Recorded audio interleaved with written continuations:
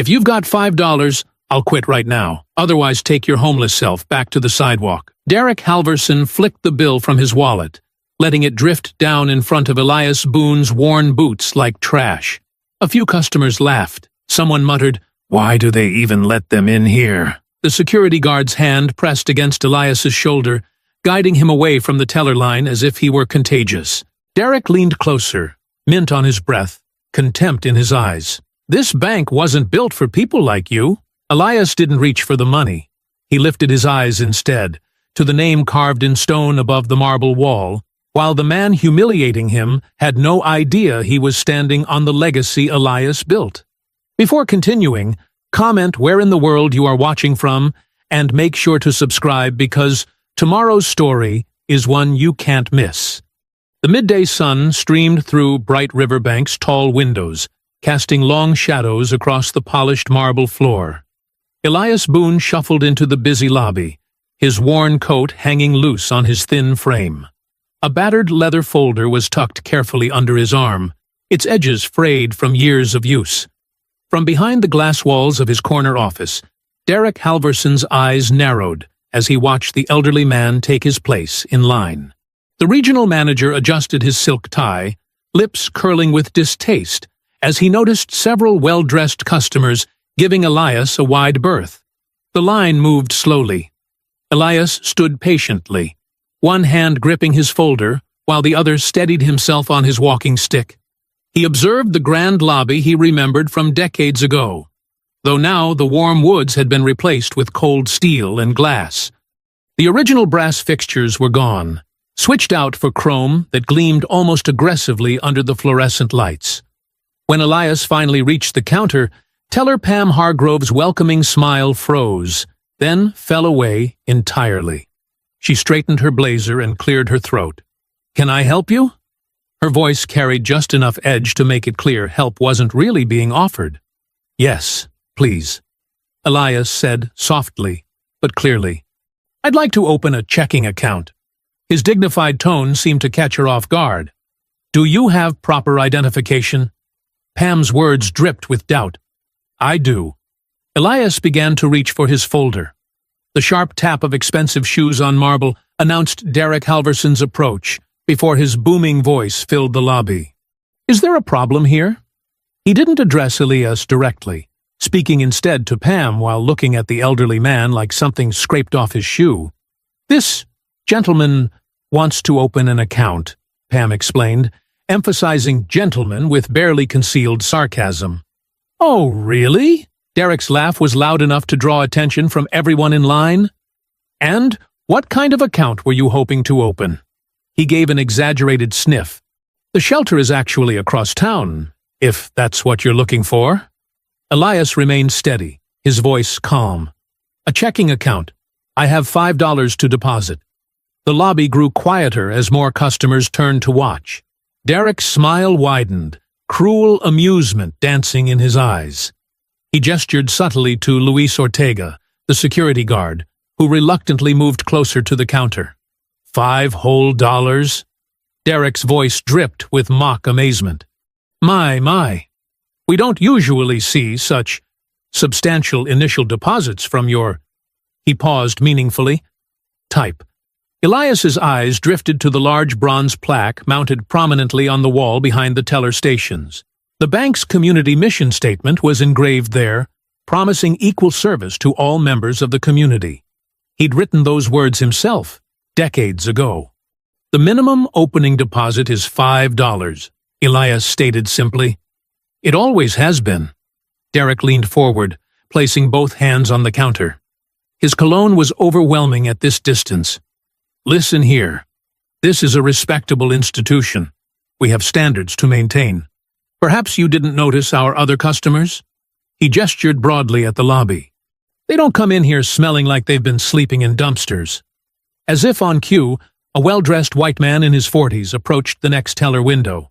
"Good morning, Mr. Patterson," Derek called out warmly. "How's that new boat treating you?" "Just wonderful, Derek. About to deposit the registration fees now." "Excellent. Let us know if you need anything." Derek's entire demeanor had transformed. all sunshine and professional courtesy. Then he turned back to Elias, the smile vanishing. "You see? That's our typical clientele." Throughout the exchange, Elias remained perfectly still, studying Derek with eyes that missed nothing. The younger man's show of authority, the carefully maintained power dynamics, the casual cruelty meant to impress watching customers. It was all familiar. He'd seen it before, decades ago, in other faces. Slowly, deliberately, Elias reached into his coat pocket. The security guard tensed, but Elias withdrew only a crisp $5 bill. He placed it carefully on the counter, smoothing it with one weathered hand. The lobby had gone completely silent now. Even the clicks of computer keyboards had stopped. Everyone was watching the scene unfold. Derek stared at the money, then threw back his head and laughed. "Oh, this is rich." He spread his arms wide, playing to his audience. "Tell you what, since you've managed to scrounge up $5 whole." He paused for effect, his voice rising to ensure everyone could hear. "If you have $5, Derek announced with a smirk, "I'll quit." The tension in the lobby was thick enough to cut with a knife. Some customers looked away in embarrassment. Others watched with uncomfortable fascination. Luis Ortega shifted his weight uneasily, his hand resting on his belt, while Pam busied herself straightening already neat stacks of deposit slips. The cruel words hung in the air, a public challenge that Derek clearly expected would send the shabby old man shuffling away in defeat. But Elias didn't move. He stood perfectly still, his $5 on the counter between them, his eyes never leaving Derek's face. Derek's laughter echoed through the lobby as more customers pulled out their phones, trying to be subtle as they recorded the confrontation. The $5 bill lay pristine on the counter between them, a small green rectangle that had somehow become the center of this mounting tension. "Let me make this perfectly clear," Derek announced, straightening his designer tie. "We reserve the right to refuse service to anyone who doesn't meet our institutional standards." His voice carried the practiced smoothness of someone used to making unpleasant things sound official.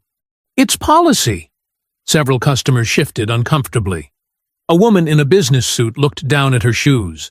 An elderly couple whispered to each other, their faces pinched with concern. "I'd like to see that policy," Elias said quietly, his dignity unchanged. "Could you show me where it's written?" Derek's jaw tightened. He turned toward Luis, who stood rigid and uncertain near the counter. "Mr. Ortega, please move this individual along. He's disrupting business." Luis took a hesitant step forward, his face betraying his discomfort. "Sir, if you could—" "The policy," Elias repeated calmly. "I'm sure Mr. Halverson can point to the specific regulation." His use of Derek's name caused the manager's eyebrows to rise slightly.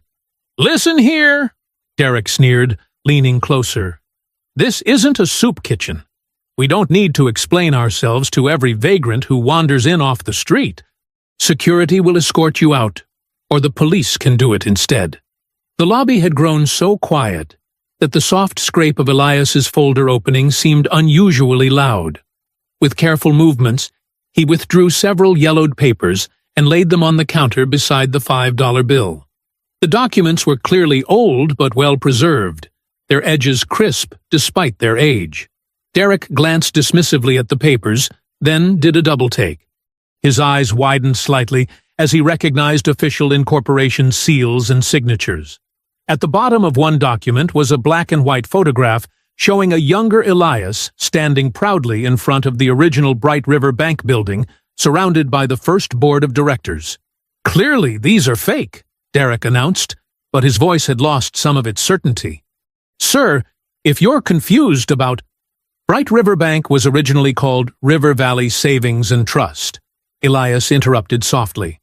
The first branch was at 1242 Mason Street, now demolished. Article 7, Section 3 of the original charter, includes specific protections for founding members, including— He recited the exact legal language of a clause that made Derek's face go pale. Pam's fingers flew across her keyboard, her hands trembling slightly as she accessed the bank's internal records. The line behind Elias had grown longer, but no one complained. People leaned forward, phones still recording, as the scene unfolded. "That's quite enough," Derek snapped, reaching for the documents. "These obvious forgeries—" "Please don't touch those," Elias said with quiet authority. "They're originals." More employees had gathered behind the counter now, watching the confrontation with growing unease. A young loan officer whispered something to her colleague, who shook his head in disbelief. Pam's sharp intake of breath cut through the tension. Her screen displayed an old employee file, one that had been buried deep in the system but never deleted. There was no mistaking the younger version of Elias in the profile photo or the title beneath it. Boone Elias, founder. Mr. Halverson. Pam's voice shook slightly as she turned the monitor toward him. "He's in our records."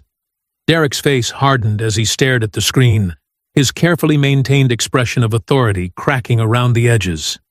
The same information was now displayed on several other employee terminals as curious staff members searched the database.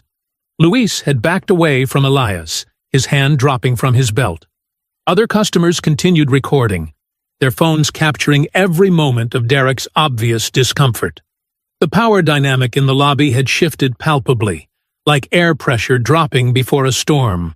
The $5 bill still sat untouched on the counter, but now the worn leather folder beside it carried the weight of history. Elias stood exactly as he had before, leaning slightly on his walking stick, watching Derek with eyes that had seen decades of banking practices unfold in this very building. A young mother in line hugged her child closer, witnessing the scene. An older businessman closed his portfolio, all thoughts of his deposit forgotten as he watched. The usual sounds of a busy bank, shuffling papers, clicking keyboards, murmured conversations, had all ceased, leaving only the soft hum of the air conditioning and the barely audible sound of phone cameras recording. Derek's knuckles whitened as he gripped the edge of the counter, his expensive watch catching the fluorescent light. The careful facade of authority he'd cultivated was crumbling, and everyone in the lobby could see it. His earlier mockery hung in the air like a boomerang, spinning back toward him with increasing speed. The documentation on the counter seemed to mock Derek's previous arrogance. The incorporation papers, the founding photograph, the signatures that had shaped this institution, they all testified to a history he'd ignored, a legacy he'd disrespected. His face had transformed from smug superiority to rigid hostility as the truth became undeniable. Pam's whispered words had shattered his control of the situation, and now Derek stood frozen, trapped between his earlier cruelty and the growing realization of exactly whom he had tried to humiliate. Derek grabbed Elias's elbow, his fingers digging in with unnecessary force. "Step into my office," he commanded through clenched teeth. The lobby had become uncomfortably silent, watching the confrontation unfold like a slow-motion car crash. Luis trailed behind them, his security badge catching the fluorescent light. His dark eyes darted between Derek and Elias, clearly torn between his duty and his conscience. The young guard's hand rested uneasily on his belt as Derek practically dragged Elias toward the manager's desk. "Sit," Derek ordered, pointing to a chair. When Elias remained standing, Derek's face flushed darker. "Fine. You claim to be Elias Boone? Prove it. Show me current identification." Elias reached into his worn coat pocket with deliberate slowness. He produced a weathered wallet, removing an old driver's license. The plastic was scratched, the photo faded, but the name and face were clear enough. Next came a yellowed letter, signed by the original board of directors, thanking Elias for his visionary leadership. Derek snatched both items, examining them with exaggerated skepticism. His manicured fingers left smudges on the old license. These could be fakes. Anyone could forge. "Call Harold Whitmore," Elias suggested quietly. "He'll remember me." Derek's eyes narrowed, but he reached for his desk phone. He punched in numbers with sharp, angry jabs, putting the call on speaker. The ring echoed through the tense office. Whitmore, speaking. The voice that answered was smooth and cultured, carrying the weight of authority. "Mr. Whitmore, This is Derek Halverson at the downtown branch. We have a situation." Derek's tone had shifted to something more deferential. "There's someone here claiming to be Elias Boone." A heavy pause filled the line. When Whitmore spoke again, his voice carried a dismissive chuckle. "Elias Boone? That's unexpected, and quite impossible." "Hello, Harold," Elias said clearly. Another pause, shorter this time. "Ah, I see." Whitmore's voice hardened slightly. "Mr. Boone sold his interests in this institution many years ago. If someone is there claiming otherwise, they are either confused or not well." Derek's confidence visibly grew with each of Whitmore's words. "He has some old documents, which mean nothing," Whitmore cut in smoothly. "The sale was completely legal. All shares were transferred. If this person is disrupting business, you should handle it appropriately." "Thank you, sir." Derek's smile had turned predatory. He ended the call and stood, straightening his suit jacket. "You heard Mr. Whitmore. You have no standing here." Through the glass walls, customers were still watching, phones still recording. A young woman in business attire was typing rapidly on her phone, uploading what she'd captured. The video would be viral before the hour was out. "This man," Derek announced loudly as he stepped back into the lobby, "is trespassing. He's disrupting legitimate business with false claims." He turned to Luis. "Please escort him from the premises, for everyone's safety." Luis shifted uncomfortably, his dark eyes meeting Elias's. "Sir, I don't think—" "Are you refusing to do your job?" Derek's voice carried a clear threat. "Because that can be addressed immediately." Luis's shoulders slumped slightly. He had rent due next week, a sister in college. "Please come with me, sir," he said quietly to Elias. More phones appeared as Luis gently took Elias's arm. The contrast between Luis's careful touch and Derek's earlier roughness was stark. Elias didn't resist. He moved slowly but steadily toward the exit, his eyes drawn again to the mission statement mounted on the wall. The words seemed to mock the scene. "Serving our community with integrity since 1978. Elias studied them as if measuring the distance between promise and reality, between what he'd built and what it had become. The automatic doors slid open, letting in a blast of hot air. Traffic noise flooded the lobby, cars honking, buses hissing, the city moving relentlessly forward. Derek stood watching, arms crossed, victory etched in his stance. But before stepping out, Elias turned. His movements were unhurried as he leaned closer to Derek.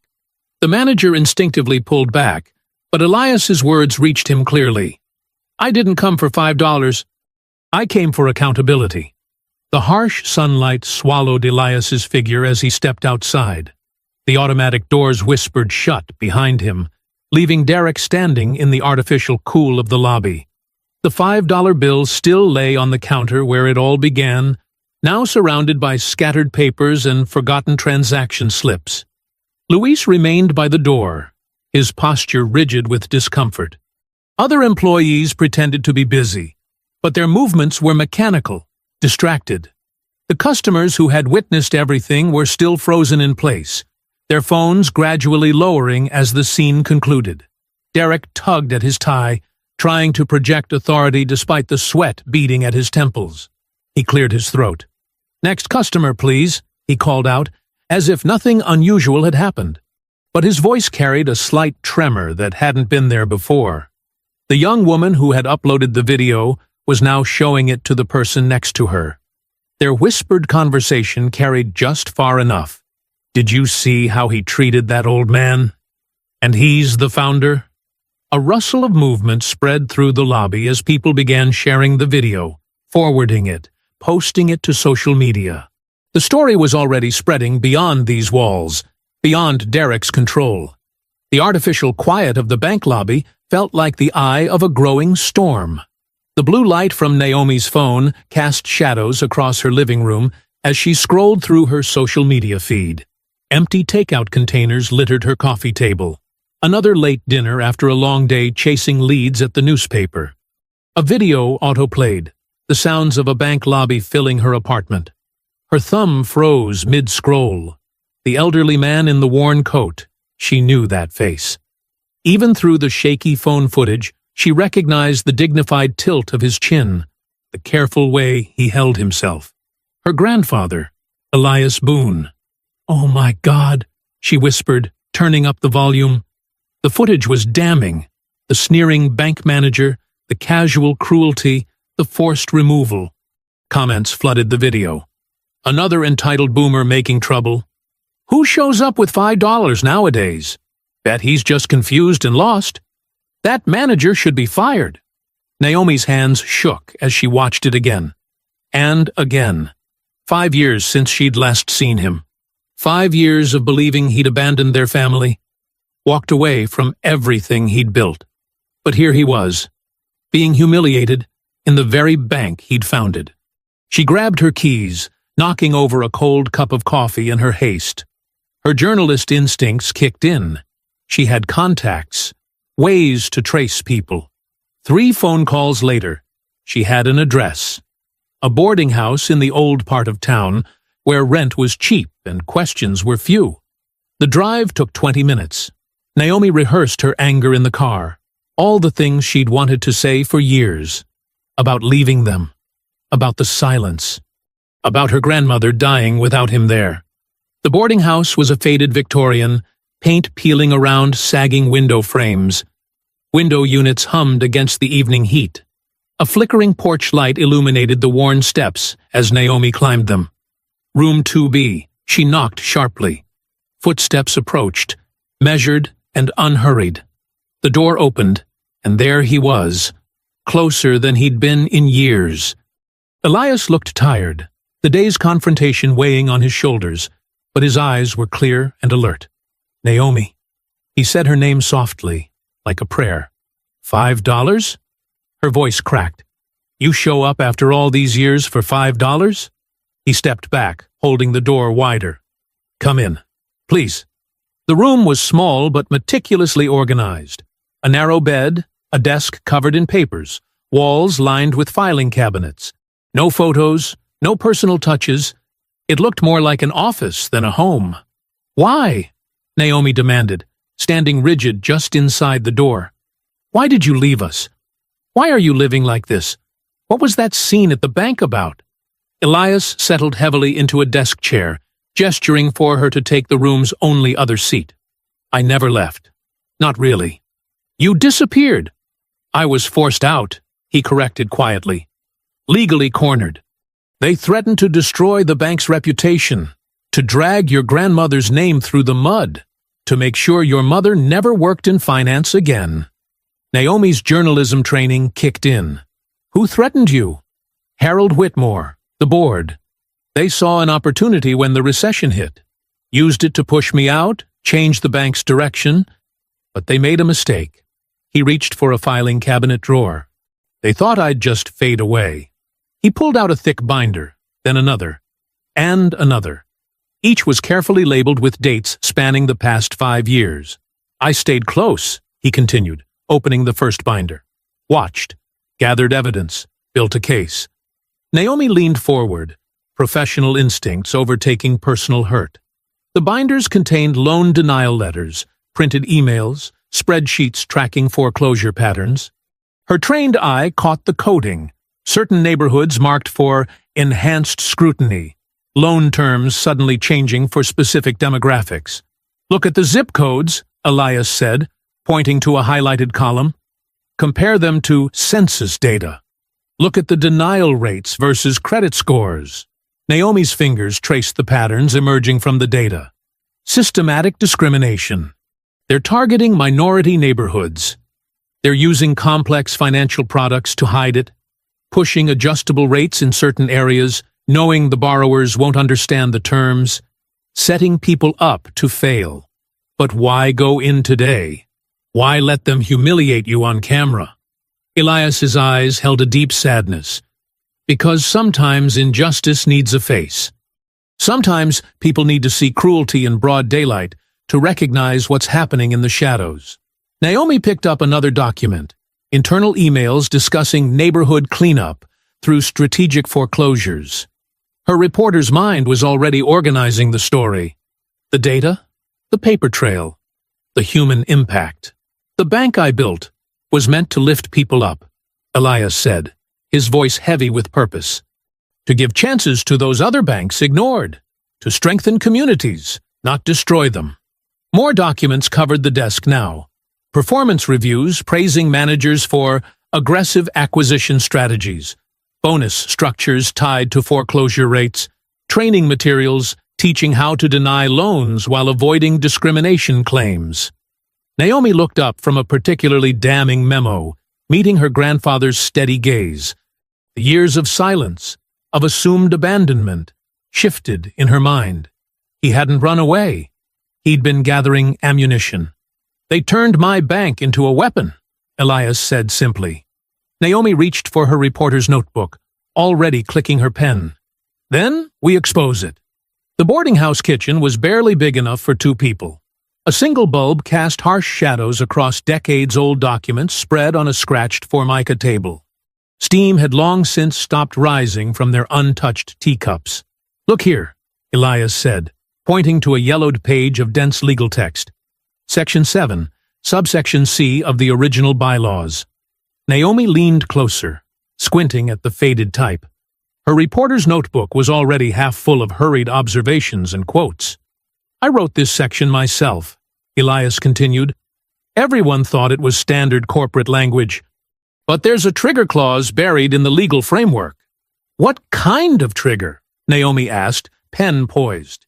If founding ownership rights are violated through proven fraud, all modern amendments to the corporate structure become void. Control reverts to the original articles of incorporation. Elias tapped the paper. In other words, everything they've built since forcing me out could collapse. And you wrote this, knowing they might try to push you out? Elias smiled sadly. I wrote it, hoping I'd never need it. But banking isn't just about money. It's about power. I'd seen too many community banks swallowed up, turned into profit machines. I needed insurance. Naomi scanned another document, this one detailing the current board structure. But they'll fight back, hard. They already are. Across town, in a sleek downtown office building, Derek Halverson paced in front of a large screen displaying faces in multiple video windows. Harold Whitmore's legal team looked grave in their separate boxes. This is a disaster, Derek snapped. That video is everywhere. Do you know how many calls I've had to field? Calm down, Mr. Halverson, said Patricia Morton, lead counsel. Her voice crackled through expensive speakers. We're implementing containment protocols. Containment? He's the founder. People are already asking questions about why he lives in a boarding house while we post record profits. Whitmore's face filled the central window. Derek, listen carefully. Elias Boone is a relic. He's been living in near poverty, making wild claims, causing scenes in banks. What does that sound like to you? Derek stopped pacing. A mental health crisis. Exactly. Whitmore's smile was thin. We're filing an emergency petition first thing tomorrow. We'll paint a picture of a once great man, sadly declined, who needs protection from himself. The court will appoint a guardian, and any claims he makes will be legally worthless. And his granddaughter? Derek asked. She's a reporter. A journalist chasing conspiracy theories about her mentally unstable grandfather? That's not credibility. That's desperation. In the boarding house kitchen, Naomi's phone chimed. She opened the email, eyes widening as she read. Someone from legal just sent this, she said. Anonymous account. They're going to petition for emergency guardianship. Call you mentally unfit. Elias nodded, unsurprised. Standard tactic. They did the same thing to Marcus Thompson when he tried to stop the merger at First Capital. And Elaine Brooks at Pacific Trust. They'll claim they're protecting me while they silence me. How are you so calm about this? Because I've spent 5 years studying their moves. We need Evelyn Shaw, the civil rights attorney, the one who won the redlining case against United Federal. Call her, now. Elias slid a business card across the table. Tell her it's about the Bright River bylaws. She'll understand. Naomi dialed, surprised when it was answered despite the late hour. She explained quickly, mentioned Elias's name and the bylaws. Dawn, Evelyn said simply. My office. Bring everything. They worked through the night, organizing documents into clear timelines. Elias explained each piece, the hidden ownership structures, the buried clauses, the patterns of systematic discrimination carefully obscured beneath layers of corporate policy. Your father used to help me with the community outreach programs, Elias said softly as they worked. Every Saturday, teaching financial literacy classes, helping people understand mortgages, build credit, plan for their futures. Naomi paused in her scanning. I remember those Saturdays. He'd come home so tired but happy. The bank was meant to be a legacy for your family, for the community. When they forced me out, I couldn't fight back immediately. They had too much power, too many connections. But I could watch, document, wait. And now we have proof of everything. Elias gestured at the organized stacks of evidence. They think they can discredit me, paint me as confused, unstable. But facts don't become less true just because of who presents them. A soft sliding sound interrupted them. Both turned toward the door, where white legal papers peeked through the gap underneath. Elias walked over slowly, picked up the documents. His eyes moved methodically across the pages of the injunction request. They're fast, he noted, continuing to read. Emergency hearing scheduled for tomorrow afternoon. Claims of mental instability, requests for temporary guardianship, immediate freeze of any legal claims or public statements. Naomi stood. We need to fight this. No, Elias said calmly, setting the papers on the table. We need to let them think they've won. Let them believe their old playbook still works.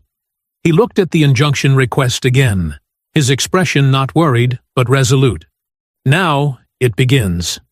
The single bulb flickered overhead, casting long shadows across the evidence of decades of corruption, waiting to be exposed. The sun was barely creeping over the horizon when Naomi's car pulled into Eddie's diner parking lot. The neon "Open" sign buzzed faintly in the pre-dawn gloom. Inside, only 2 booths were occupied, one by a sleepy truck driver and the other by a distinguished-looking black woman in her mid-60s, already working through a stack of legal papers. Evelyn Shaw didn't look up as Naomi and Elias slid into the vinyl booth. She finished annotating her current page, then raised sharp eyes that missed nothing. You look exactly the same, Elias, she said, her voice carrying quiet authority. Though I wish we were meeting under better circumstances. Thank you for seeing us so early, Elias replied, setting his worn leather briefcase on the table. A waitress approached with coffee, but Evelyn waved her away with practiced politeness. Let's get straight to it. Show me everything. Elias began methodically laying out documents in precise chronological order. It started in 1998. The board brought in new investors, claiming we needed capital expansion. For the next hour, he reconstructed the careful dismantling of his life's work.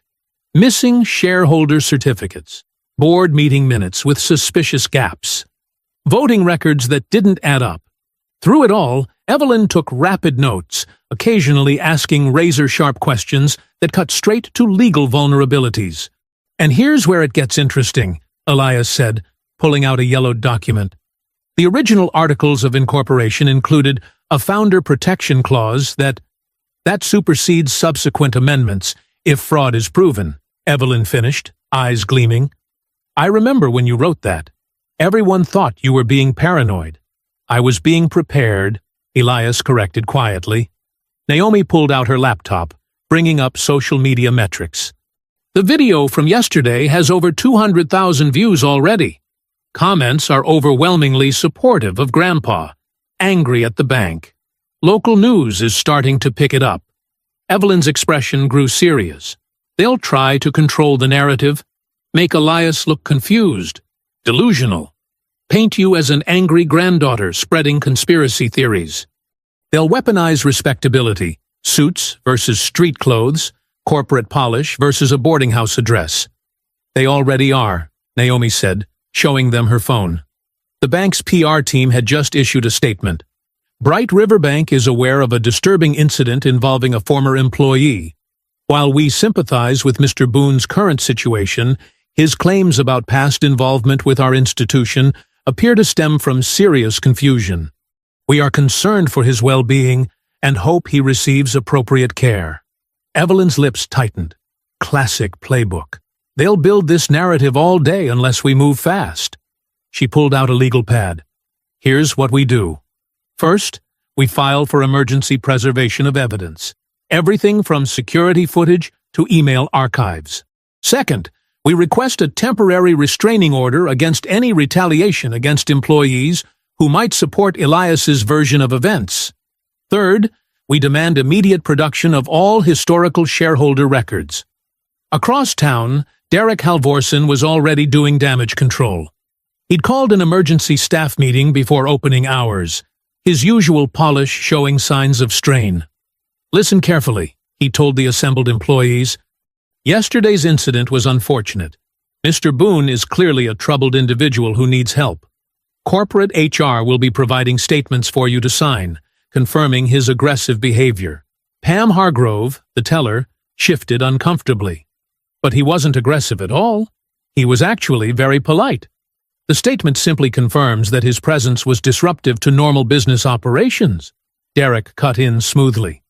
We're helping him, really, making sure he gets proper care. Luis Ortega stood at his usual post by the door, security uniform crisp despite his sleepless night. When the HR representative approached with his statement, he read it carefully.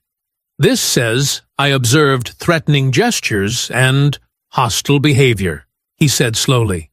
That's not what happened. Derek's smile didn't reach his eyes. Luis, you're an excellent employee. It would be a shame if this situation affected your performance review. Your mother still depends on our bank's health insurance, doesn't she? Luis felt his jaw tighten, but said nothing.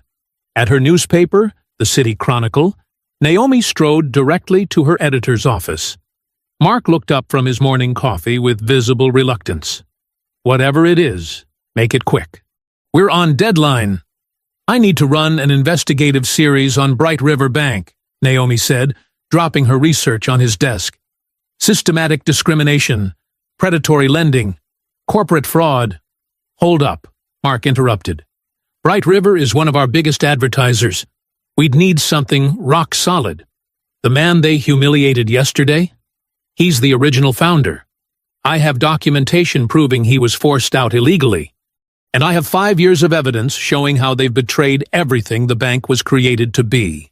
Mark's expression shifted as he began flipping through her notes. How fast can you write it? First piece can go live by noon. Do it. Naomi's fingers flew across her keyboard, crafting a story that would ignite public outrage. Bright River's forgotten founder.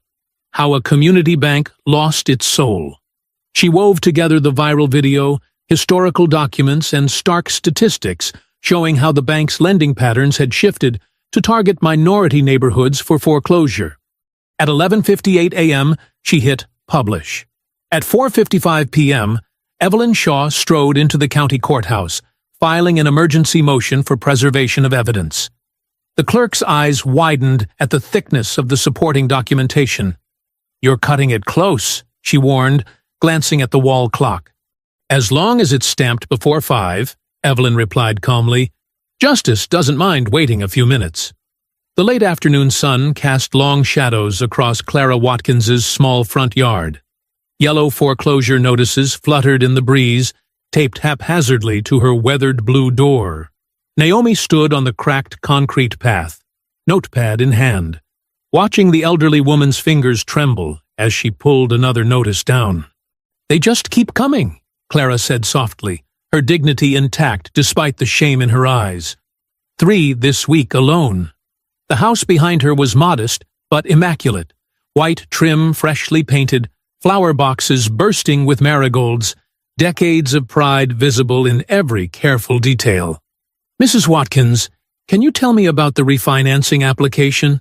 Naomi asked, following her inside to a kitchen that smelled of fresh cornbread and lemon cleaner. Clara's arthritic hands sorted through a stack of papers at her small formica table. 38 years in this house. Never missed a payment. She pushed her reading glasses up her nose. My Norman, God rest him, made sure we always paid on time, even during the layoffs in '89. When he passed, I kept right on schedule with my teacher's aide pension. She produced a thick folder, organized with the precision of someone who'd spent a lifetime keeping records. The property taxes went up last year, not by much, but enough to stretch things tight. I just needed a small adjustment to the rate. My credit score is good, and the house is worth 3 times what I owe. Naomi examined the application documents, her journalist's eye catching details. Clara's payment history was spotless. Her debt-to-income ratio was conservative. By any standard metric, she was a perfect candidate for refinancing. They kept finding new reasons, Clara continued, pulling out rejection letters. First, they said my pension wasn't steady enough income. Then they wanted an assessment. I paid $400 for that. Then they said the house needed repairs before they could proceed. Every time I met one requirement, Mr. Halverson's office found another. The kitchen door creaked open, and Elias entered quietly, his face grave as he took in the scene. Clara's eyes widened slightly with recognition from the viral video. You're him, aren't you? The founder they threw out yesterday? Elias nodded, lowering himself into a chair. Mrs. Watkins, I owe you an apology. This bank, my bank, was built specifically to prevent this kind of treatment. We wrote it into our very first mission statement, to serve all communities with dignity and fairness. Naomi spread out 2 loan applications side by side. Clara's and another she'd obtained from a source, a borrower from an affluent zip code with nearly identical financials. The differences in treatment were stark. Where Clara faced escalating requirements, the other applications sailed through. Where her pension income was questioned, similar retirement funds were readily accepted. Look at these risk assessment notes, Naomi pointed out. Neighborhood stability concerns, demographic shifts in lending zone, historical default patterns in target area. It's all coded language. Clara's hands trembled as she pulled out more letters, each bearing Derek Halverson's signature stamp. My neighbors got these too. The Jacksons lost their place last month. Been there since the '60s. The Ramirez family across the street is fighting their 3rd denial. They're systematically pushing people out, Elias said quietly, using lending policies to reshape the neighborhood's demographics. Naomi's phone buzzed with an anonymous message. R.E. Watkins foreclosure. Overheard Halverson in break room. Another one down. Keep cleaning up the neighborhood, and developers will come running. Have screenshots of internal emails. Want to help? She showed it to Elias, whose expression hardened. We need more than individual cases, he said. Evelyn says we need documented proof of systematic discrimination. Internal communications, policy memos, incentive structures. The archive system, he added after a moment, eyes distant with memory. In '85, I implemented a redundant record-keeping protocol. Every policy change, every directive, every amendment had to be logged in triplicate. If they haven't dismantled it, where would these records be? Naomi asked, already typing notes. Sub-basement archive room, behind the old vault. Most people don't even know it exists anymore. Clara watched them talk, her hands folded in her lap. All these years, I thought it was just me, that I must have done something wrong. You did nothing wrong, Elias assured her firmly. They're the ones who corrupted everything this institution was meant to stand for. The sound of heavy trucks rumbling down the street made them all look up. Through Clara's kitchen window, they could see moving vans approaching. Not for her house, not yet, but for another family down the block. The reality of what was happening to this community became startlingly visible. Naomi gripped her notebook tightly, jaw set. We're not letting them take her home. The evening sun painted the street in amber tones as more neighbors emerged from their houses, watching the movers work. They gathered in small groups, sharing similar stories of denied loans, of sudden rate changes, of requirements that seemed to multiply endlessly. Each story added another thread to the pattern Naomi was documenting, building a tapestry of systematic displacement hidden behind banking policies and profit margins. Clara stood in her doorway, the foreclosure notices crumpled in her hand, watching another family's life being packed into boxes. The marigolds in her flower boxes caught the last light of day, defiant splashes of color against the growing shadows. Streetlights cast a sickly yellow glow through the boarding house window as Elias spread an old building blueprint across his small kitchen table. Naomi leaned in, her phone recording, as her grandfather's weathered finger traced the bank's layout.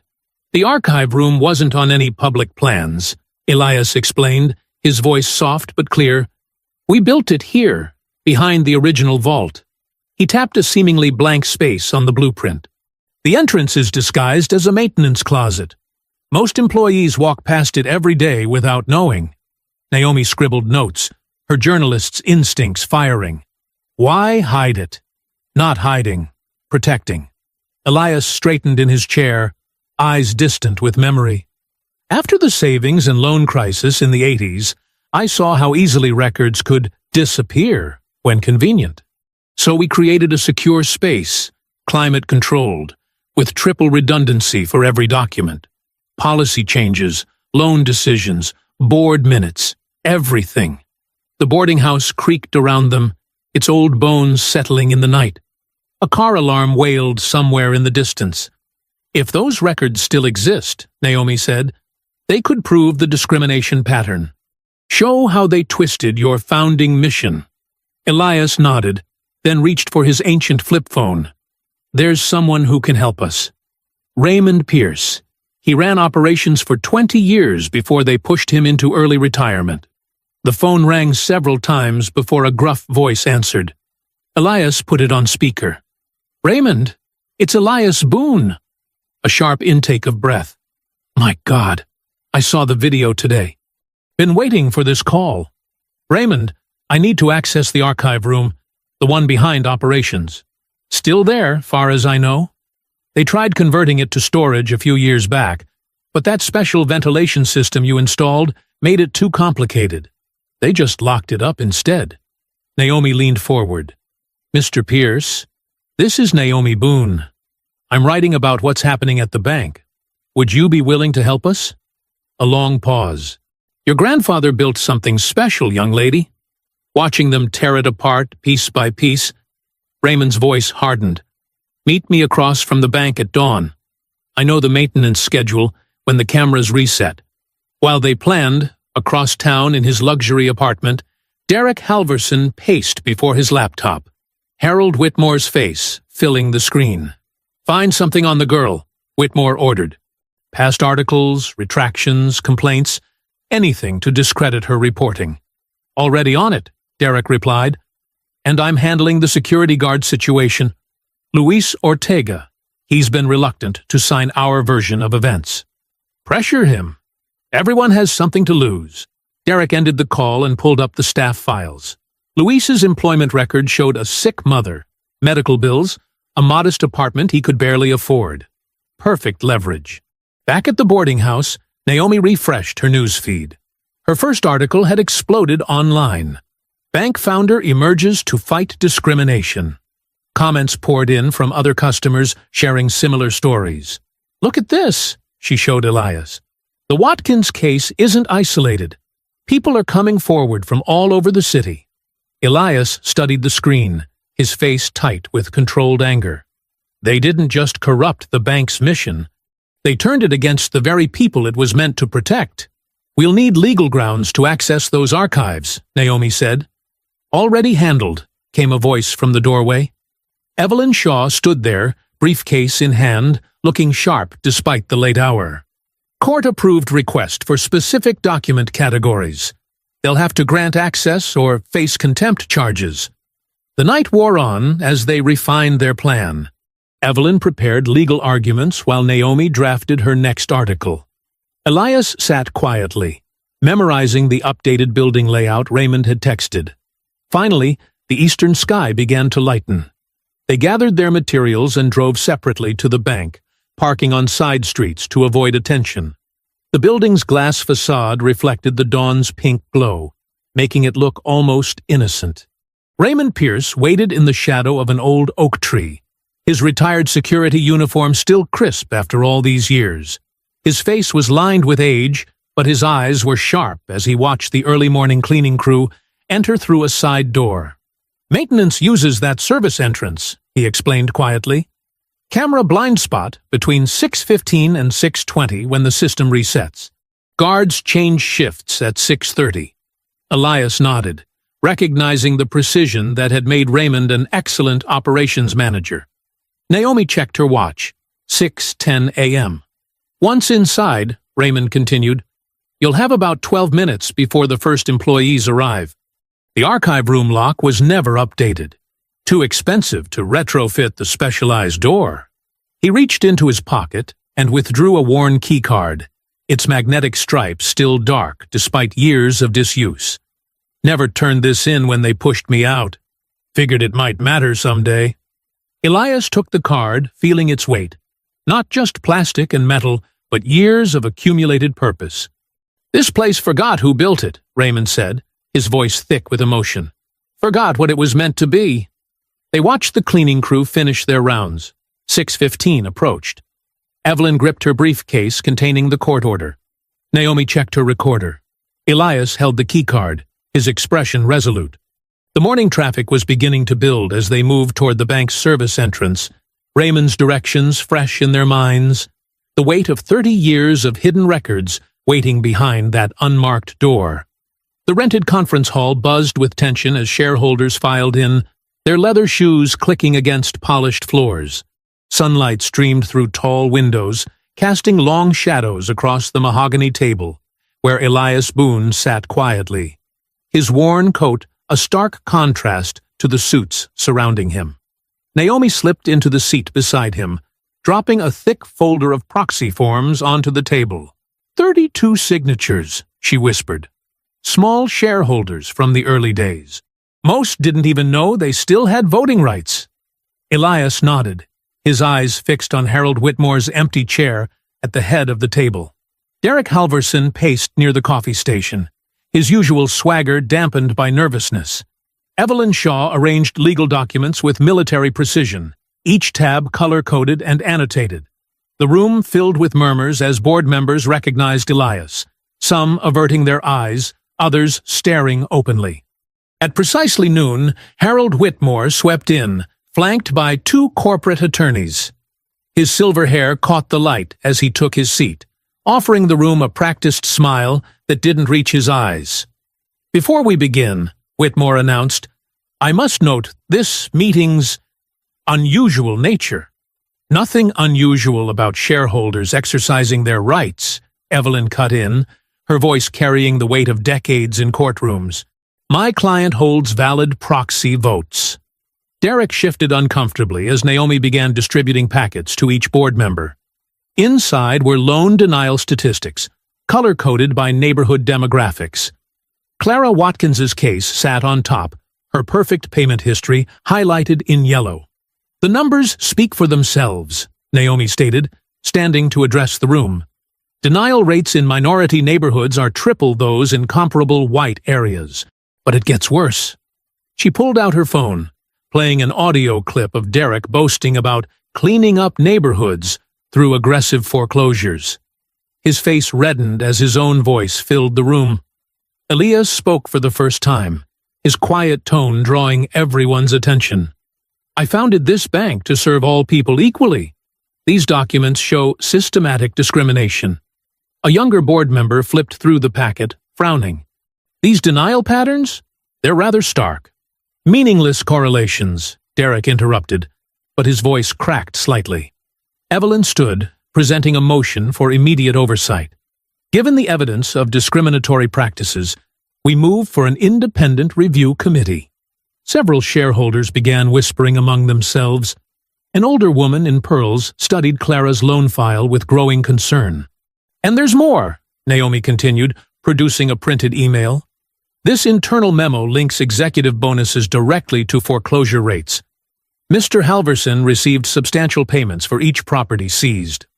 Derek's coffee cup clattered against its saucer. Whitmore tried to interject, but Evelyn was faster. "I move to enter this document into the official record," she declared, passing copies to the corporate secretary. Page 3 specifically mentions targeting certain neighborhoods for aggressive collection. The room temperature seemed to drop as shareholders digested the implications. A board member removed his glasses, polishing them nervously. Elias carefully opened his original copy of the bank's bylaws. Section 7, paragraph 4 states clearly, "Upon presentation of credible evidence of systematic ethical violations, shareholders may vote to establish an emergency review panel." The board secretary confirmed the clause's existence. Hands began rising around the table. Shareholders requesting to be heard. "I've banked here 40 years, one man stated. "Never knew we were pushing people out like this." A woman in a blue blazer spoke up. "These foreclosure incentives, they're predatory, plain and simple." The meeting chair's gavel shook slightly as more voices joined in. Derek loosened his tie, glancing desperately at Whitmore. Naomi watched the room's mood shift, hope rising in her chest. Decades of discrimination were finally coming to light. Even longtime Whitmore allies appeared shaken by the evidence. Elias's hands remained steady as he gathered his documents. For a moment, justice felt within reach.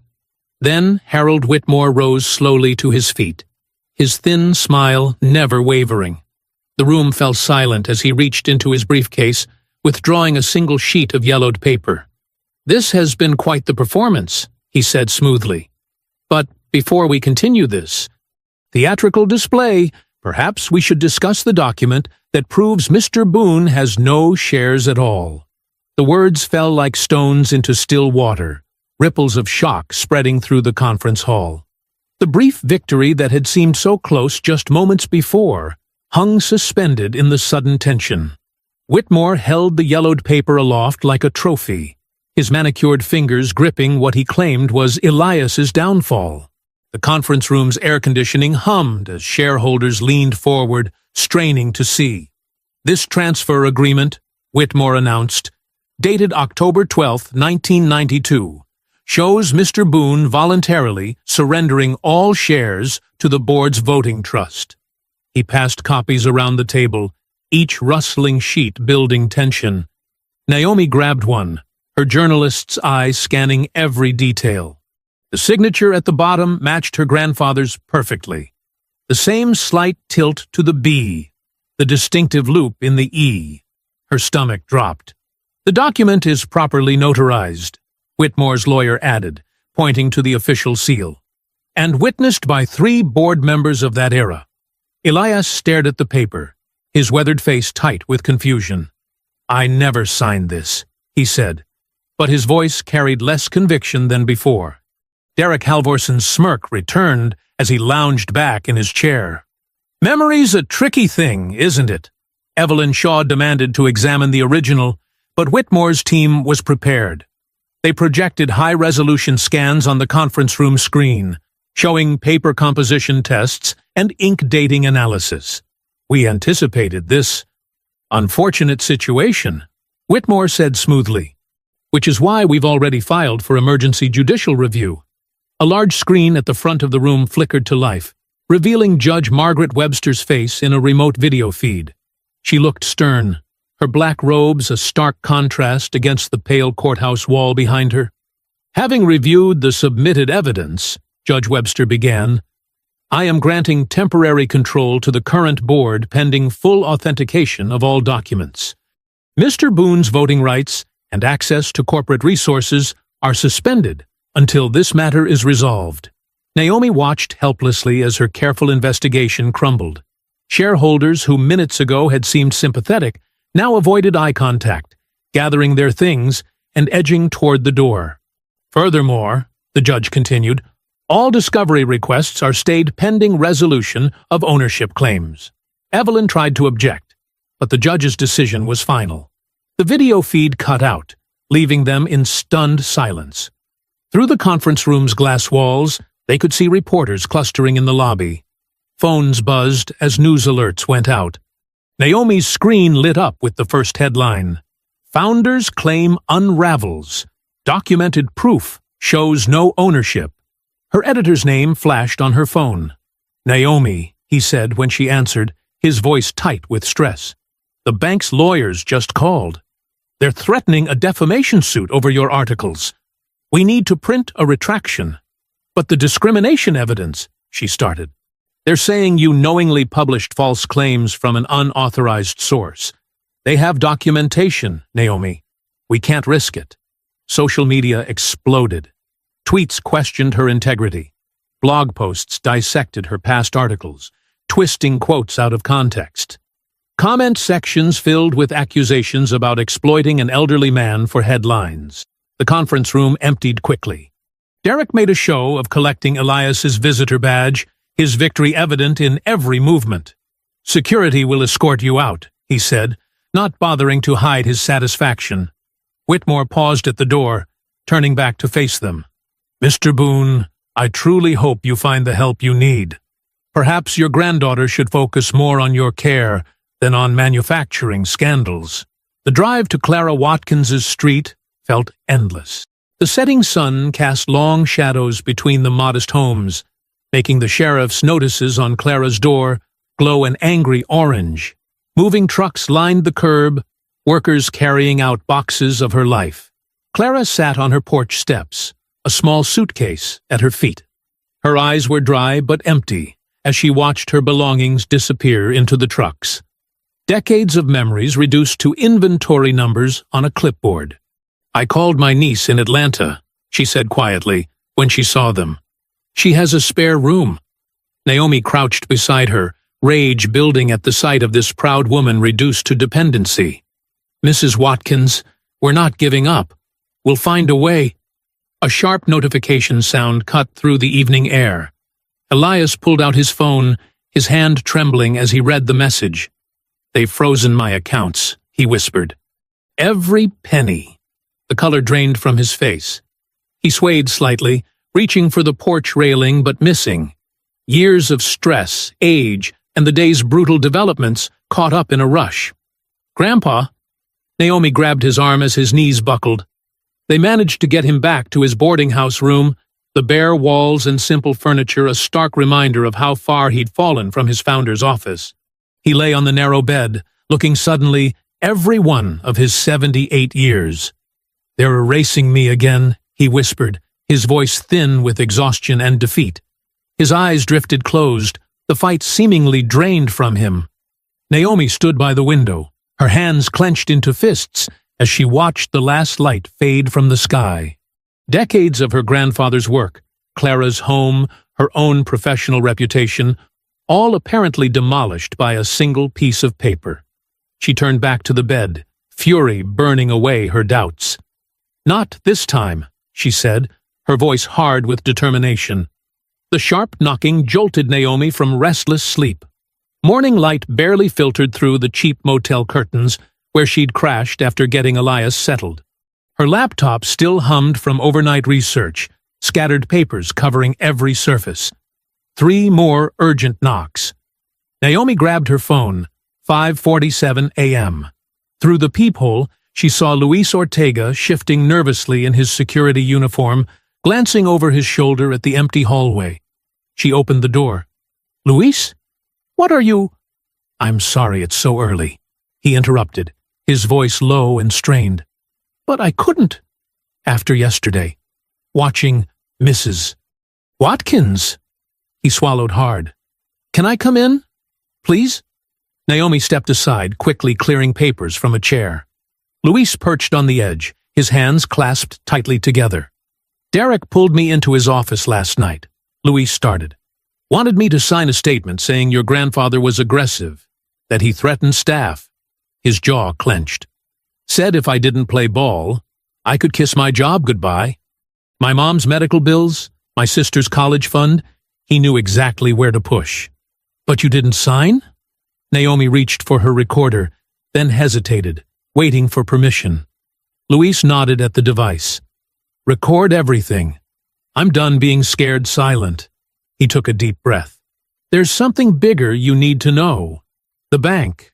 We keep everything. Years of security footage, all backed up off-site.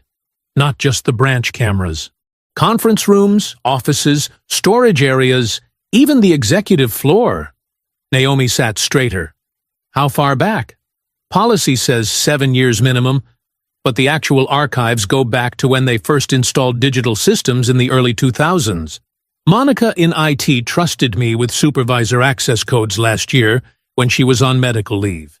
He pulled out a small notebook. I wrote them all down, plus the vendor name and server locations. And Derek doesn't know you have this access? Luis shook his head. It's buried in the system permissions. But yesterday, I overheard him on the phone with someone, laughing about Whitmore's old tricks and how it worked before. His expression darkened. Then this morning, they posted an emergency notice about accelerated document shredding for storage efficiency. Naomi was already dialing. Despite the early hour, Evelyn Shaw answered on the second ring. They're destroying evidence, Naomi said without preamble. Not if we move fast, Evelyn replied. Is your witness willing to make a sworn statement? Yes, Luis said firmly, loud enough to carry through the phone. Get to my office. I'll have a court reporter ready. We need this documented before they can pressure him to recant. Naomi ended the call and turned to Luis. This is serious. Are you absolutely sure? I watched them force that old lady out of her home. Luis stood, straightening his uniform. My parents lost everything in a bad loan once. I won't be part of that system anymore. Naomi grabbed her laptop, then paused. We should get my grandfather. He might know something about the storage contracts. They found Elias already awake in his boarding house room, looking frail but alert in the morning light. When Luis explained about the footage archives, Elias's eyes sparked with recognition. Data Vault Solutions, he said. That was the original vendor name. I insisted on long-term backup redundancy when we first went digital. Too many lost documents in the old days. He smiled faintly. Check under their subsidiary, Secure Archives Limited. The contract renewal would have been automatic under the original terms. Naomi's fingers flew across her laptop keyboard. Got it. Parent company still active, same storage facility. She turned the screen to show business registration records. They can't claim these archives don't exist. Luis checked his watch. I'm supposed to start my shift in 2 hours. Call in sick. Evelyn's voice was firm through the speakerphone. We need to get your statement documented now, while the evidence is intact. They helped Elias into Naomi's car, the morning traffic still light as they crossed town to Evelyn's office. The elderly lawyer was waiting at her desk, a court reporter already set up in the conference room. Luis sat straight-backed as he detailed everything. The access codes, Derek's threats, the overheard conversations about document destruction. The reporter's fingers flew across her stenotype machine, capturing every word. And you're making this statement of your own free will? Evelyn asked formally. Yes, Luis's voice was steady. I understand I might lose my job, but keeping quiet, that means losing something bigger. Evelyn handed him the printed affidavit. Read every word carefully. This is your shield and your sword. Luis read slowly, then signed with careful precision. The court reporter notarized it immediately.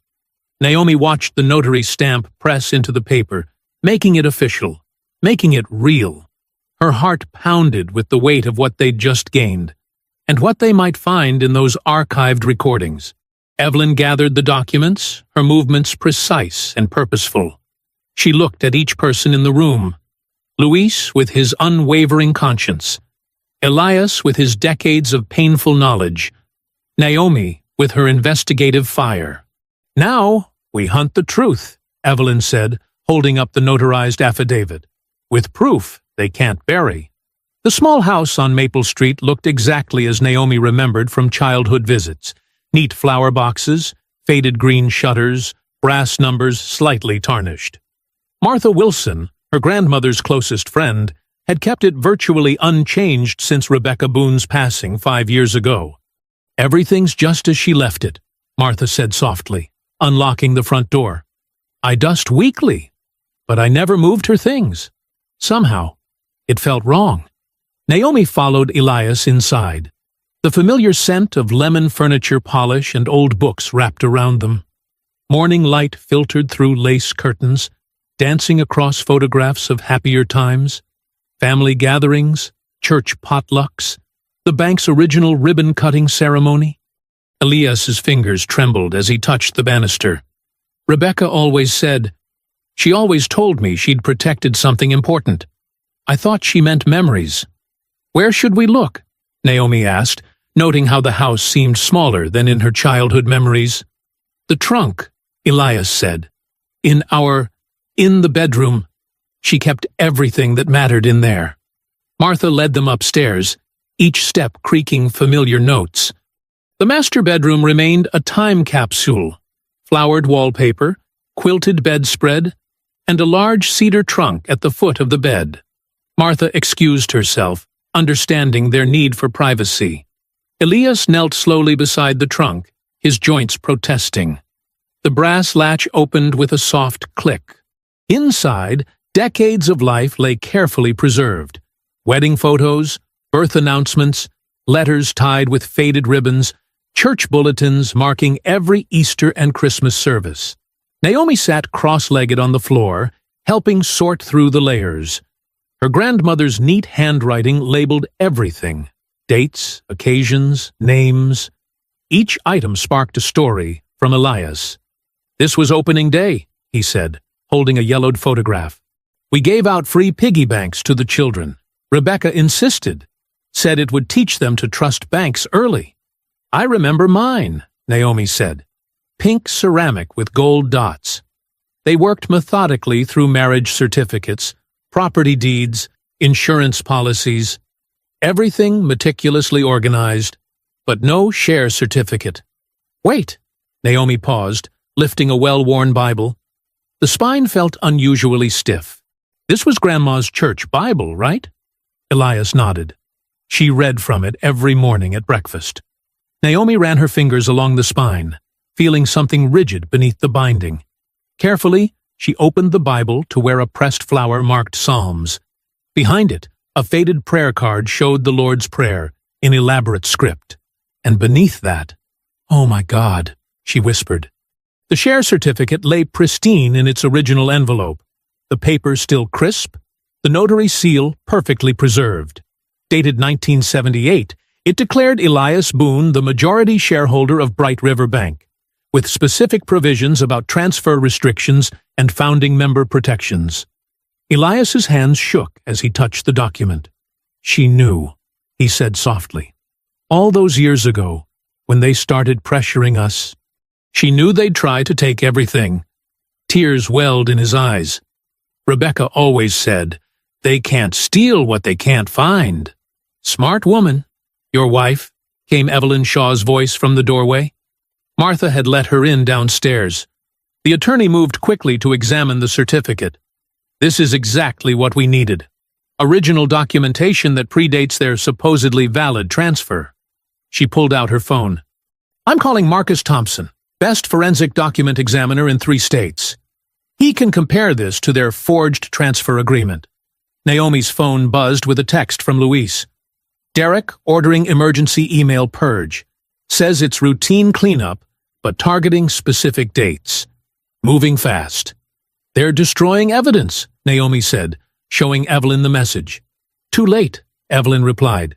"Luis's affidavit already establishes their pattern of document destruction. That makes everything they delete look suspicious." Naomi stood. "I need to get to my newsroom. Public pressure is the only thing keeping them from moving even faster." "Be careful how you word it," Evelyn cautioned. "Don't tip our hand about the certificate yet." In her editor's office 30 minutes later, Naomi crafted the update carefully. New evidence suggests the Bright River Bank controversy remains active, with multiple sources reporting document preservation concerns. Original founder Elias Boone's legal team continues to investigate ownership claims. Comments and shares exploded within minutes. Local community leaders posted support. Former customers shared discrimination stories. Justice for Boone started trending regionally. Back at Martha's house, the forensic examiner worked with precise movements, comparing the original certificate to high-resolution photos of the transfer document. He used specialized lighting to examine the paper composition, ink age, and signature patterns. Elias sat in Rebecca's old armchair, watching. The morning's discovery had transformed him. Not physically, but something in his bearing had shifted. The weight of decades of silence lifted from his shoulders.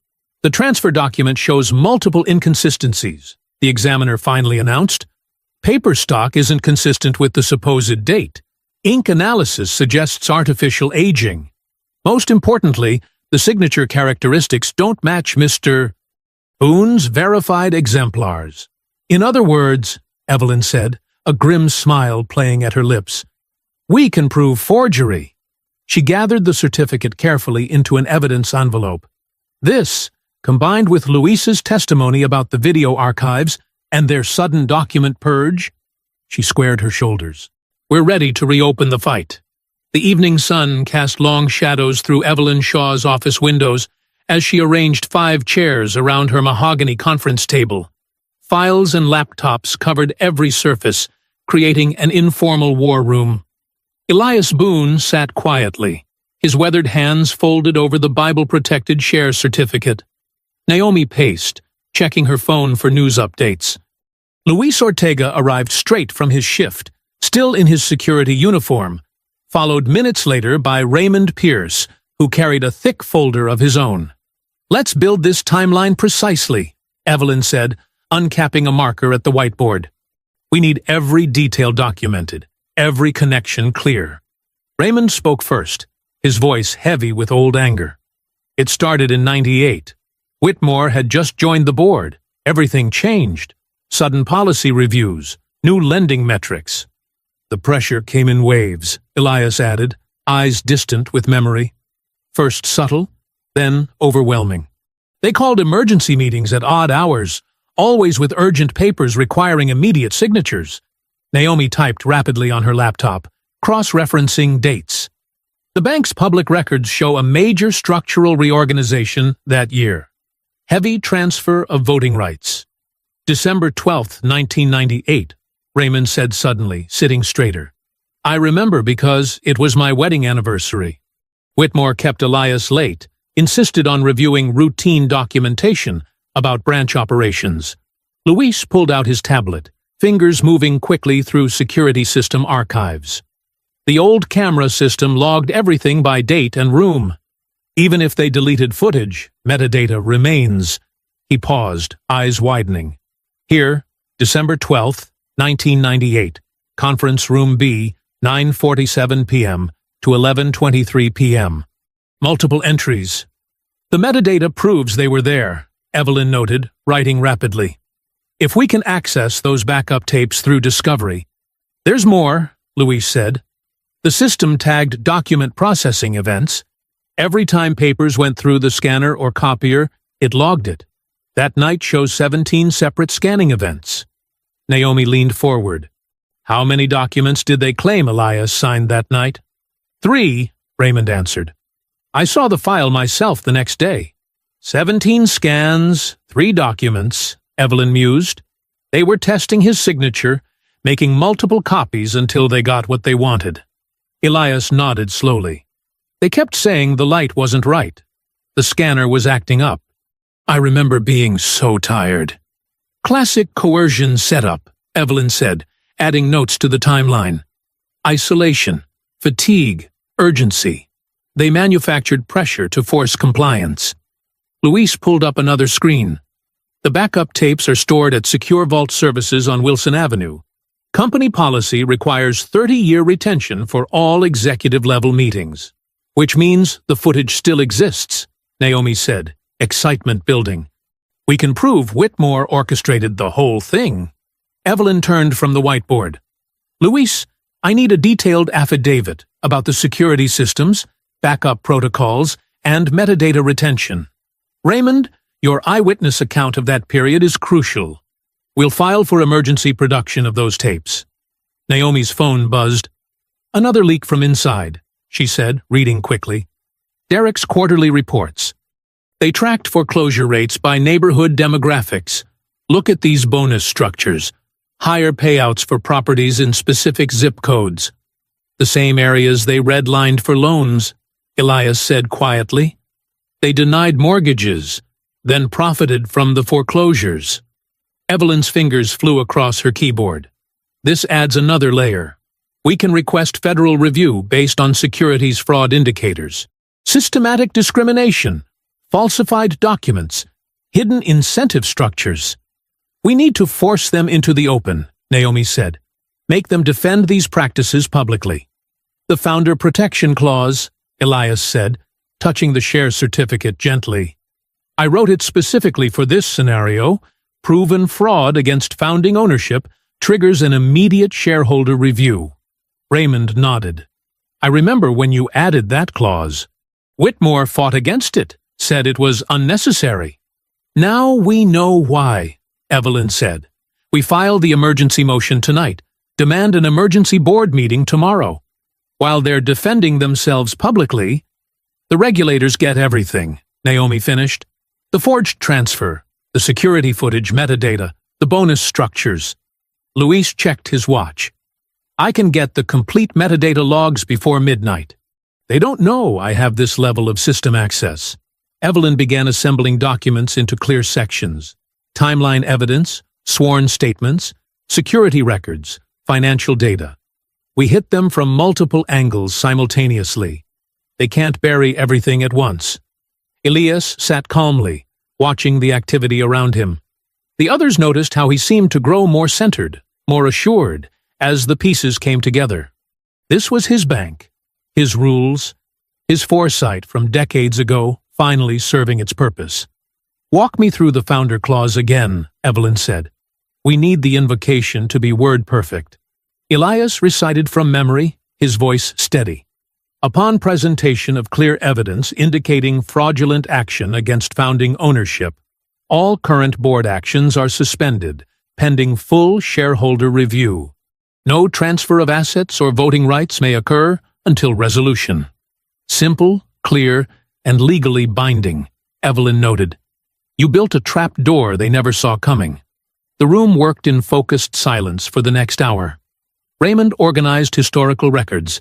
Luis extracted and formatted security logs. Naomi prepared press statements. Elias reviewed every document, adding context from his original tenure. At 11:42 p.m., Evelyn finished the final paragraph of the emergency motion. The attachment list ran for 3 pages. Affidavits, evidence logs, financial records, and the crucial share certificate documentation. She looked up at the group, her cursor hovering over the File button on the court's electronic submission system. Once this goes in, there's no turning back, she said. They'll fight with everything they have. Good, Naomi said fiercely. Let them. Evelyn pressed File.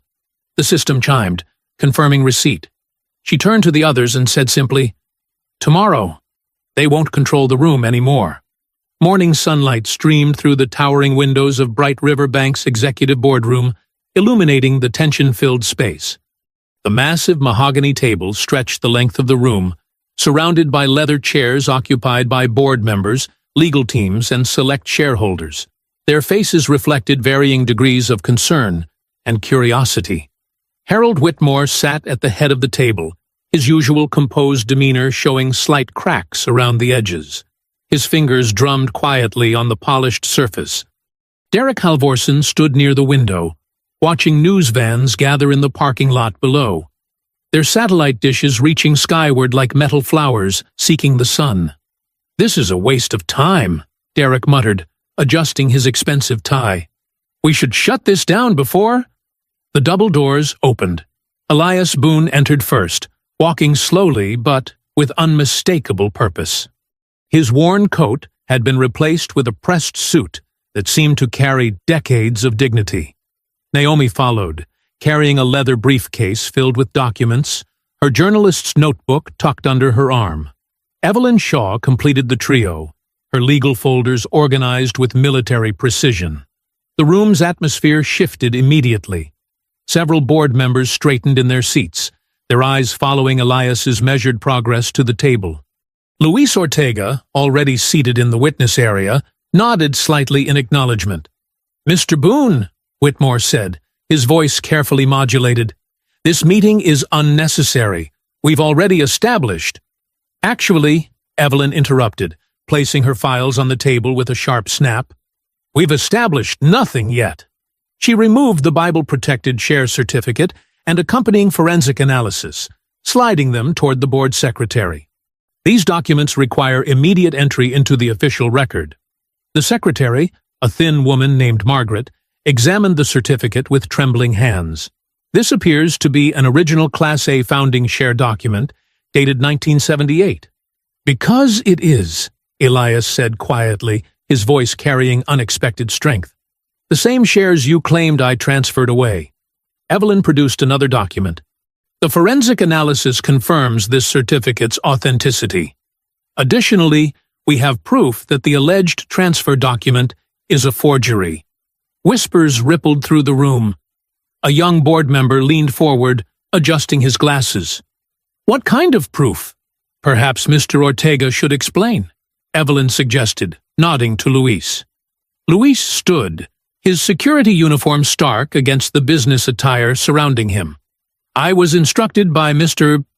Halvorsen to sign a false statement about Mr. Boone's behavior. When I refused, he threatened my job." He paused, gathering courage. "But that's not all. Our security archives contain metadata from the night the supposed transfer occurred." Derek's face flushed red. "This is ridiculous. You can't—" "We can, and we have," Evelyn said. She nodded to Naomi, who connected a laptop to the room's projection system. The screen filled with security footage from decades ago. The date stamp clear. December 12, 1998. The grainy video showed Conference Room B. A younger Whitmore loomed over a younger Elias, pushing papers across the table repeatedly. Staff members visible in the background turned away, deliberately avoiding the scene. The audio was muffled, but clear enough. "Sign it now, Elias. You don't have a choice." Whitmore surged to his feet.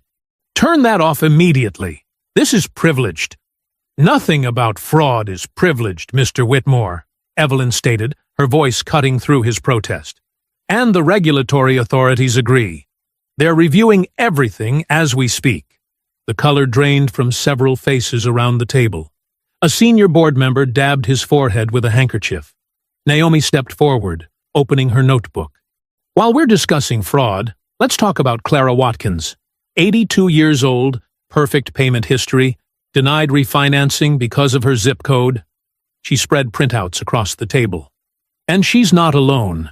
These documents show systematic denial of loans based on neighborhood demographics, coupled with bonus structures rewarding foreclosures in those same areas." "That's standard risk assessment," Derek snapped, his composure cracking. "We don't owe loans to people who can't—" "Can't what, Mr. Halvorsen?" Elias asked softly. "Can't be trusted. Can't be worthy. That's not what this bank was built for." "This bank was built to make money," Derek shouted, his face contorted. "And if certain people can't keep up, that's their problem. We're not a charity for—" The boardroom doors swung open again. 3 individuals in dark suits entered, badges visible on their belts. The lead agent, a tall woman with steel-gray hair, spoke with quiet authority. "I'm Special Agent Carter, Federal Financial Crimes Task Force." She surveyed the room. "We're here to secure records pursuant to an ongoing fraud investigation." Whitmore's face had turned ashen. "This is a private meeting. You can't just—" "We can, and we will," Agent Carter replied. "Mr. Whitmore, you're under investigation for securities fraud, document falsification, and conspiracy to commit financial discrimination." 2 more agents entered, carrying document preservation notices. Derek stumbled backward, bumping into the window. "This isn't happening," he whispered. The room erupted into controlled chaos. Board members huddled with lawyers. Phones emerged as panicked calls began. Through it all, Elias remained seated, watching calmly as federal agents moved efficiently around the space, securing computers and files. Luis stepped closer to Naomi and whispered, "I never thought I'd see this day." "That's why they didn't see it coming," Naomi replied, taking rapid notes as the scene unfolded. "They thought power meant they were untouchable."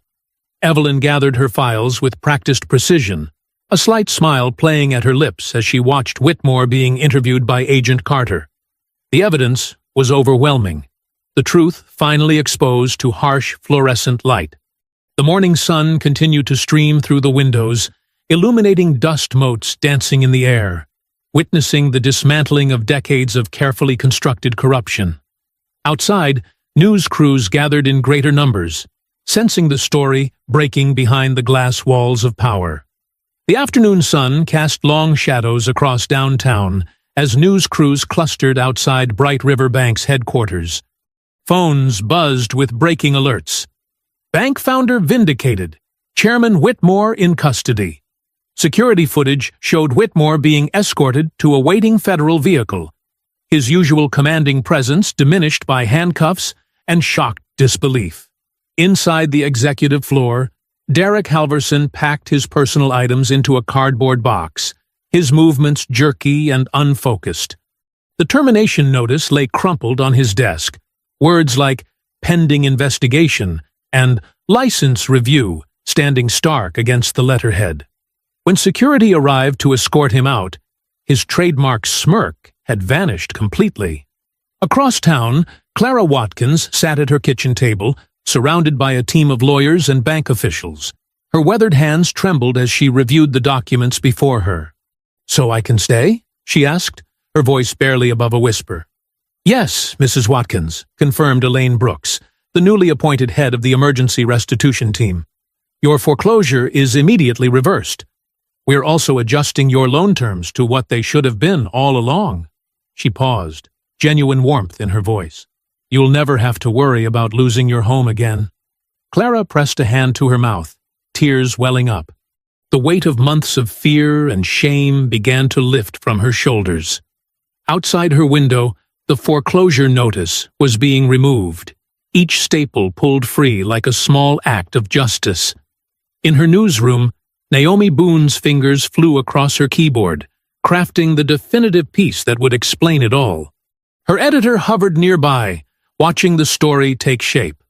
Bright River's Dark Waters, How a Community Bank Became a Weapon of Discrimination, and How Truth Won. The article detailed everything: the coded language in denial letters, the zip code-based lending algorithms, the bonus structures that rewarded pushing people out of their homes. But more importantly, it showed the human cost. Clara Watkins, Luis Ortega, and dozens of others who stood up to tell their stories. At headquarters, Elias Boone sat in the chairman's office he'd last occupied decades ago. The interim governance board had voted unanimously to reinstate him, their earlier resistance crumbling under the weight of evidence and federal oversight. "The reforms begin immediately," Elias announced to the assembled executive team, his voice steady and clear. "First, we establish an independent lending audit committee. Every denial will be reviewed for bias. Second, we create a community advisory board with real power, not just window dressing." He paused, making eye contact with each person in the room. "Third, we set up a $50 million restitution fund for borrowers who were wrongfully denied or foreclosed upon. And fourth, we implement ironclad protections for employees who report misconduct." Luis Ortega, watching from the back of the room, stood a little straighter. His new position as ethics compliance officer felt like validation of every moment he'd chosen, conscience over comfort. As the sun began its descent, Elias made one final stop. He walked through the front doors of the branch where everything had started, where Derek had once mocked him in front of a lobby full of people. The space felt different now, quieter, humbler, perhaps. Pam Hargrove looked up from her station, her face flushing with recognition and shame. She remembered laughing at Derek's jokes, turning away when she should have spoken up. "Mr. Boone," she said softly, "I'm so sorry about before." Elias raised a hand gently. "The past is done. What matters is what we do now." He approached her station as she opened the new account drawer with trembling fingers. The forms looked the same as they had that first day, but everything else had changed. From his wallet, Elias withdrew a crisp $5 bill, just like before. But this time, when it touched the counter, it didn't land like a plea. It landed like a verdict, like the period at the end of a long, difficult sentence. The lobby's last customers of the day watched quietly as Elias filled out the form. His pen moved steadily across the paper, each stroke deliberate and dignified. Above the desk, the bank's mission statement still hung on the wall, its words about community service and equal opportunity no longer a mockery. Pam processed the account with careful attention, her movements almost ceremonial. When she finished, she handed Elias his receipt and temporary card. "Welcome to Bright River Bank, Mr. Boone," she said, her voice carrying a new understanding of what those words meant. Elias looked up at the mission plaque, then back at the lobby where he'd once been humiliated. Staff members watched from their stations, the weight of the moment visible in their expressions. "We're building it back the right way," he said, his voice carrying just enough to reach those who needed to hear it. The automatic locks clicked behind him as he stepped out into the evening air. The setting sun painted the bank's windows in shades of orange and gold, like justice itself had caught fire and was burning away the shadows of what had been. If you enjoyed the story, leave a like to support my channel, and subscribe so that you do not miss out on the next one. On the screen, I have picked 2 special stories just for you. Have a wonderful day.